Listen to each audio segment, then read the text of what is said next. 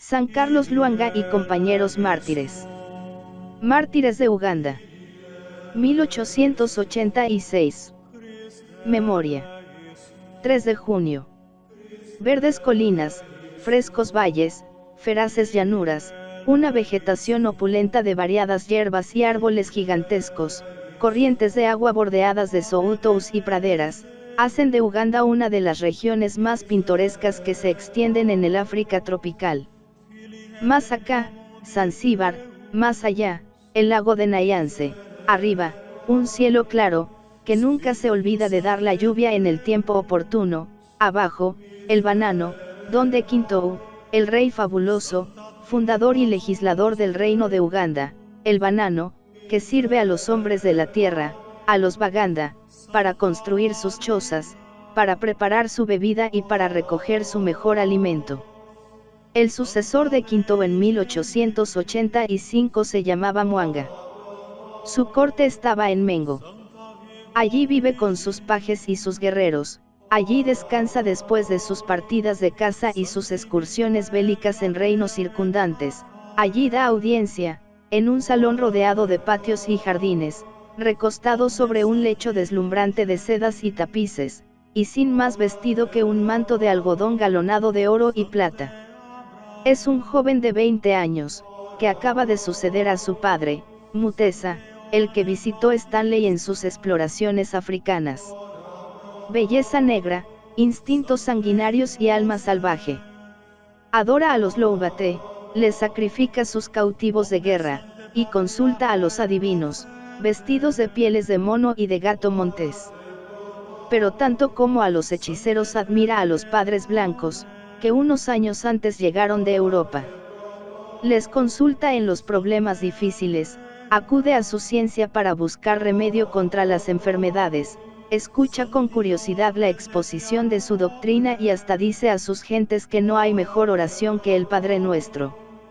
A favor de la benevolencia real, el cristianismo se extiende en torno suyo. Muchos de sus pajes acaban de abrazar el cristianismo y son ya miles los bagandas que han abandonado el culto sangriento de los espíritus invisibles. No tarda en surgir la reacción, representada por los adivinos y un grupo numeroso de los grandes del reino. Unos y otros tienen interés en mantener las tradiciones patrias. Conjuran, resuelven suprimir al rey y poner en su lugar a un hermano suyo. Al frente de la conspiración se pone el primer ministro, Katikiro. Pero los cristianos velan por la vida de su señor. Dos de ellos, José Macasa y Andrés Kagwa, advierten a Mwanga del peligro y ponen a su disposición un cuerpo de 2000 guerreros para defenderle. Al primer rumor, Katikiro corre al palacio, cae a los pies del rey, se echa a llorar como un niño y protesta de su fidelidad. Mwanga le cree, le perdona y le mantiene en su puesto, y él comprende que la ruina de los cristianos es para él cuestión de vida o muerte. Sus pérfidas insinuaciones fueron transformando poco a poco el ánimo del soberano. La benevolencia da lugar al recelo, el recelo al odio. Con motivo de una indisposición, el rey toma una píldora que le receta el misionero, y poco después se siente peor. Los extranjeros le han querido envenenar, se dice entre los grupos de la oposición pagana, y el primer ministro consigue explotar el rumor con toda la finura de un hombre civilizado. Además, aquella religión que condenaba los sacrificios humanos, la poligamia, la injusticia y la crueldad, se iba haciendo demasiado molesta. Mwanga había advertido que algunos de sus pajes se negaban a satisfacer sus instintos bestiales, y eran precisamente los cristianos. De pronto, empezó una de aquellas horribles matanzas tan frecuentes en las tierras africanas. En ella el heroísmo de aquellos pobres negros, que a veces despreciamos, rayó a tal altura, que no tienen nada que envidiar a los generosos martirios cosechados por la religión cristiana entre los pueblos civilizados. La primera víctima fue José Macasa, el que había descubierto la conspiración de los paganos. Era uno de los primeros oficiales del palacio. Durante algún tiempo, Mwanga había tenido tal confianza en él, que le mandó morar al lado de su misma habitación. Ahora, en cambio, aparecía como el primero de los envenenadores, y tenía, sobre todo, el crimen de impedir que los pajes se convirtiesen para el rey en instrumentos de placer. En adelante, dijo Mwanga, no habrá ya dos reyes en mi corte. Y añadió, dirigiéndose a Mukahanga, que era el jefe de los verdugos, corre al tribunal, que se encuentra a la puerta de la villa, y haz reunir la leña necesaria para quemarlo. Mkasa caminó sonriente al suplicio, limitándose a decir mientras le ataban las manos, advertid a Mwanga que me ha condenado injustamente, pero que le perdono, y que estoy contento porque muero por la religión. El 25 de mayo, al anochecer, volvía Mwanga de cazar junto al lago de Nayance, cuando se le ocurrió preguntar por uno de los muchachos que vivían en la corte, Mbafu, hijo del primer ministro. Lo vi en la calle principal con Sebugwegwo, dijo uno de los circunstantes. Entiendo, murmuró Mwanga, han ido a casa de mi armero Kisule para aprender la religión. Y habiendo visto que los dos entraban poco después en el palacio, tuvo con ellos este interrogatorio. ¿Eres tú, Sebugwegwo, el que lleva a Mbafu a aprender la religión? Sí. ¿Y tú, Mbafu, aprendes la religión? Sí. ¿Y te atreves, continuó el rey, dirigiéndose a Sebugwegwo, te atreves a llevar al hijo de mi primer ministro para que le enseñen la religión? Te he dicho que sí. ¿Y no sabes que he prohibido enseñar la religión? No entiendes mis órdenes. Y, sin aguardar respuesta, tomó una lanza que había a su diestra, se arrojó sobre el cristiano y le dejó sangrante y palpitante a sus pies. Así murió el segundo mártir. Dionisio Sebugwegwo era un adolescente de naturaleza delicada y enfermiza, que estaba emparentado con el primer ministro y contaba apenas 17 años. Unas horas después, Mwanga celebra consejo con sus dignatarios. Está nervioso y congestionado, ruge, y sus grandes ojos lanzan llamas de venganza. Esto no se puede consentir, dice a sus magnates, vuestros hijos son unos traidores, se han rebelado contra mí. Humillados y confusos, aquellos hombres abyectos, acostumbrados a la servidumbre y a la adulación, responden. Si eso es verdad, si nuestros hijos son malvados, mátalos, ya te daremos otros que te sirvan mejor. Alegre al oír estas palabras, seguro de que no peligra su trono, Mwanga ordena entonces una matanza general de cuantos profesan la religión de los padres blancos. Ante todo, necesita vengar su autoridad ultrajada, castigar a sus pajes o ponerlos en razón. Un testimonio dirá más tarde, el rey empezó a odiar a los cristianos porque algunos de ellos se opusieron a sus vergonzosas solicitaciones. El grupo de aquellos jóvenes generosos tenía un jefe llamado Carlos Luanga. Bello y fuerte, Luanga era el maestro de ceremonias de la corte, y a pesar de sus 20 años, la Guardia Real obedecía a sus órdenes. Los mismos paganos le amaban por su bondad, y los fieles encontraban en él un dechado, un sostén y un consejero. Gracias a su entereza digna y respetuosa, logró salvar muchas veces la inocencia de los pajes de las agresiones del rey. Fue, sobre todo, el ángel de un niño que se llamaba Kisito y era hijo de uno de los más nobles señores de Uganda. Nunca en el jardín real se había abierto una flor tan graciosa. Kisito contaba 13 años, era de una exquisita delicadeza y de costumbres purísimas. Simple catecúmeno, nada deseaba tanto en el mundo como recibir las aguas del bautismo. Quiero ser hijo de Dios, decía con frecuencia. La vida del palacio le tenía en una inquietud continua. Cuando le invitaban a entrar en el departamento privado del monarca, se estremecía como una hoja, e iba a echarse en brazos de su protector. Conociendo el peligro que se cernía sobre sus cabezas, los pajes cristianos fueron a consultar sobre la conducta que debían seguir al más respetado de todos los convertidos de Uganda, el armero Matías Kisule. Podéis huir, les dijo el anciano, y ocultaros entre vuestras familias, pero si tenéis valor para morir por nuestra santa religión cristiana, yo os aconsejo que volváis al lado del rey. Y todos aquellos pequeños héroes, prefiriendo el sacrificio a la fuga, se reunieron en torno a su jefe y juraron morir con él. Al llegar la noche, Luanga los reunió a todos en una de las salas del palacio, los arengó y los preparó al combate con la oración. Quisito se acercó a él y le dijo que quería recibir el bautismo antes de morir, y el mismo ruego le hicieron otros 3 catecúmenos. Carlos tomó un poco de agua y la derramó sobre las cabezas de sus compañeros, pronunciando las palabras rituales: yo te bautizo en el nombre del Padre, del Hijo y del Espíritu Santo. Parecía una escena de las catacumbas, y, efectivamente, de allí iban a salir aquellos campeones para renovar las gestas gloriosas de los primeros héroes cristianos. Al amanecer se corrió la noticia por la residencia real, y tras ella vino una orden inquietante: todos los pajes debían ser conducidos a presencia del rey. Nosotros, los cristianos, dice uno de los que habían asistido a la ceremonia de aquella noche, nos presentamos con Carlos Luanga a la cabeza. El rey estaba sentado sobre un trono, y a su lado estaba la princesa Nacigua. Antes de sentarnos saludamos al monarca, diciéndole: ¿cómo estáis, señor? Él se burlaba de nosotros, nos insultaba y decía: vaya con los cristianos. Mis perros valen más que vosotros.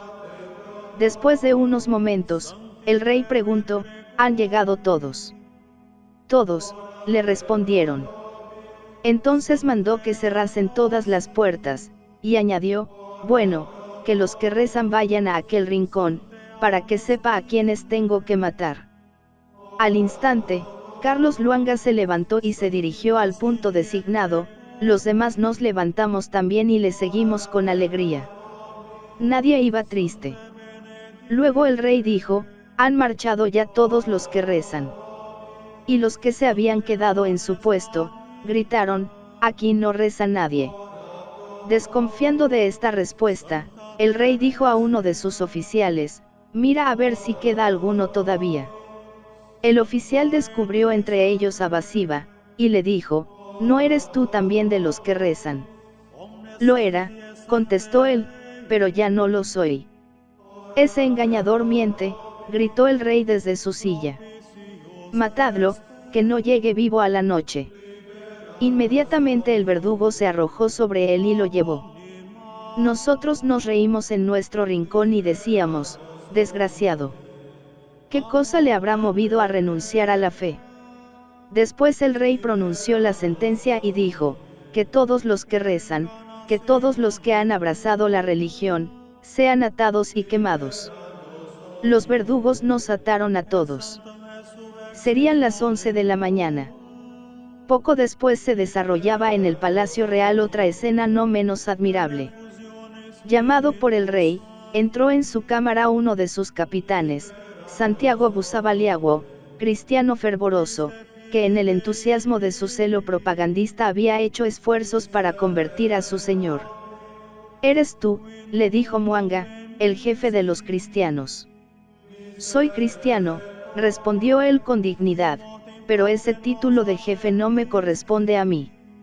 «Este joven», replicó el rey, «quiere hacerse el valiente. Al verle, creeríamos que es el mismo Quintou».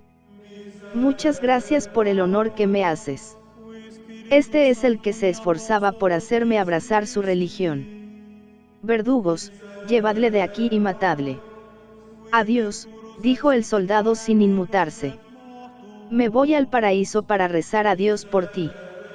Una carcajada inmensa acogió las últimas palabras. «Se ve», dijo el rey, «que estos pobres cristianos han perdido la razón». Entretanto, los valientes pajes eran conducidos desde la residencia del rey a la capital del reino, y de aquí a Namugongo. Llegaron al ponerse el sol, precedido siempre por el prefecto de los suplicios, Mucajanga, que caminaba al son de los tambores. «Íbamos uno tras otro», dice uno de los presos que luego salió con vida. «En el camino apalearon y alancearon a uno de nuestros compañeros. Atanasio Bad Secuqueta, cuyo cadáver abandonaron a las aves. Nosotros nos decíamos unos a otros, nuestro amigo ha sido un héroe, no ha temido morir por la causa de Dios. Seamos nosotros fuertes como él. Después empezamos a hablar de Dios, manifestando nuestros sentimientos con estas palabras: hacer la ofrenda de nuestra persona por cumplir una bella acción, y retirarla luego es cosa de cobardes. Para nosotros ha llegado el momento de cumplir lo que habíamos prometido, muramos por Dios. Antes de entrar en la cárcel se les juntaron otros dos condenados, el capitán Busabaliago y el soldado Bruno Seruncuma. Este último, fuerte muchacho de 25 años, había pasado durante el viaje por una granja de su hermano. Devorado por la sed y el calor, no pudo contenerse y gritó en dirección a la cabaña: «Bosa, Bosa, tráeme un poco de vino de banano». Y al verle venir, añadía: «Ya ves, nos llevan a la muerte, pero vamos al cielo a coger puesto para vosotros. Una fuente que tiene muchos manantiales no puede agotarse, cuando nosotros hayamos desaparecido, otros rezarán en lugar nuestro». Bosa, entre tanto, le alargaba el vaso, diciendo: «Toma el vino que pediste». Entonces Bruno miró fijamente a su hermano, y volviéndose luego hacia el verdugo, le dijo: «Vamos». Había recordado que Cristo no quiso beber en la cruz, y súbitamente le vino el deseo de imitarle. Y pasó adelante sin beber. Durante una semana los héroes permanecieron en la cárcel, rezando desde la mañana hasta la noche y dirigiéndose unos a otros palabras de aliento: «Estemos firmes», se decían, «muramos por Jesucristo. Nuestro dolor será momentáneo. No moriremos dos veces». Llegó, finalmente, el día 2 de junio. Por la tarde los verdugos se reunieron al son de los tambores y al canto de la melodía, que es el distintivo de su respectiva circunscripción. Cuando vimos que se reunían, dice Dionisio Camiuca, comprendimos que se acercaba nuestra última hora. No obstante, dormimos muy bien aquella noche. Y si alguno se despertaba, miraba al vecino y le decía: «¿Duermes? Ya sabes, el combate será mañana. Seamos fuertes». Y rezábamos el Padre Nuestro y saludábamos a la Virgen. Al amanecer del día siguiente se presentaron los verdugos, teñidos de arcilla roja y de carbón. Para inspirar más miedo, llevaban en la cabeza y en todo el cuerpo toda suerte de objetos extraños, como collares de azabache, pieles de pequeños animales, plumas de pájaros y amuletos. Los presos caminaban al lugar del suplicio con las manos sujetas a la espalda. Eran 16. Sus conductores danzaban en torno de una manera vertiginosa, tocando panderetas y cantando canciones sanguinarias. Era un rito macabro. El estribillo decía: «Hoy, día de llanto para las madres que han parido a sus hijos». No pudiendo abrazarse, los presos se miraban, sonreían y se dirigían las dulces palabras que les dictaba la comunidad en la fe y en el sacrificio. La hoguera estaba preparada en el fondo de un valle. Al llegar a ella, el prefecto de los verdugos se acercó a los reos y empezó a golpearles dulcemente la cabeza con un bastón. Este rito tenía por objeto impedir que las sombras de los ajusticiados molestasen al espíritu del rey. De los 16, solo 13 fueron golpeados. Esto quería decir que a 3 de ellos se les conservaba la vida. Así lo comprendieron, por lo cual se echaron a llorar, diciendo casi desesperados: «¿Por qué no nos matáis? También nosotros somos cristianos. Ni hemos renunciado a nuestra religión, ni renunciaremos jamás». Sordo a sus gritos, el verdugo dio las órdenes para proceder al suplicio de los demás. Entre los perdonados figuraba Dionisio Camiuca, por quien conocemos muchos de los detalles de aquel drama sublime. Cuando se encendía la leña, dijo el verdugo a los mártires: «Declarad simplemente que no volveréis a rezar y Mwanga os perdonará». «Oh, no», respondieron ellos, «rezaremos mientras vivamos». Y continuó el siniestro preparativo. Carlos Luanga fue quemado aparte, a fuego lento. Cuando le llevaban, se despidió de los demás con estas palabras: amigos, hasta más ver, nos encontraremos en el cielo. Empezaron a aplicarle el fuego en los pies, y poco a poco pasaban a las demás partes del cuerpo. Al mismo tiempo el verdugo le decía: que tu Dios venga a sacarte de las brasas. Pobre insensato, respondía él, no sabes lo que dices. Ahora no haces más que echar agua sobre mis miembros, cuida de que el Dios a quien insultas no te sumerja un día en el verdadero fuego. Y añadía con un valor heroico: suéltame las manos para que yo mismo pueda atizar la llama. Entretanto, sus compañeros cantaban en medio de las llamas. El fuego, decía Dionisio, se levantó como un torbellino, como cuando se quema una casa. Y cuando empezaron a alzarse las llamas yo oía salir de en medio de ellas el murmullo de las oraciones de los cristianos, que morían invocando a Dios. El pequeño Quisito, el más joven de aquellos adolescentes, fue uno de los más valerosos. Cuando le arrojaron a la hoguera, seguía sonriendo y hablando a los ejecutores con la gracia de un apóstol y la altivez de un héroe. A sus palabras respondía el que le llevaba al suplicio: tú me llamas demonio, tú me dices que el fuego con que fumo el tabaco me abrasará. Ahora es a mí a quien toca quemarte a ti. El pequeño atleta seguía sonriendo y provocando a sus asesinos. Quedaba una víctima todavía, era el propio hijo de Mukajanga, el jefe de los verdugos. Se llamaba Mubaga Tusindé, uno de los que habían recibido el bautismo la noche antes de la prisión. Desde aquel día se habían puesto en juego todos los medios para hacerle apostatar. Pero él respondía siempre: no es posible, yo soy cristiano y permaneceré cristiano. Y sus compañeros rezaban por él, para que no les abandonase en la última hora. El padre había esperado que la vista de los preparativos del suplicio quebrantaría su valor. Pero el muchacho permanecía firme. Él mismo se echó a las llamas, y cuando quedó rodeado de ellas, Hueraba, dijo: adiós, padre. Hijo mío, suplicó entonces el feroz verdugo, ven, yo te ocultaré en mi choza, nadie pasa por allí y no te encontrarán. Padre, contestó él, yo no quiero esconderme, yo quiero ser fiel a la oración. Por otra parte, tú eres esclavo del rey, si me escondes te matarán a ti, pero, padre mío, tengo miedo al fuego, mátame antes que se encienda más. Mukajanga hizo señas a uno de sus subalternos y volvió la vista. El ayudante levantó al niño y le rompió la nuca con un mazo. Entre los siniestros chisporroteos se oían aún las plegarias de los demás. Ni un grito, ni una lágrima, ni un gemido. Tal fue la muerte de aquellos negros admirables. De repente, el salvaje se levantaba a la más alta gloria del hombre civilizado. No es menos noble la actitud de estos jóvenes africanos que la de los mártires civilizados del Imperio Romano. Pertenecen a la misma familia de los mártires de Cristo, y en el cielo llevan la misma corona. En pocos años el catecismo había despertado entre la barbarie el anhelo de todas las grandezas.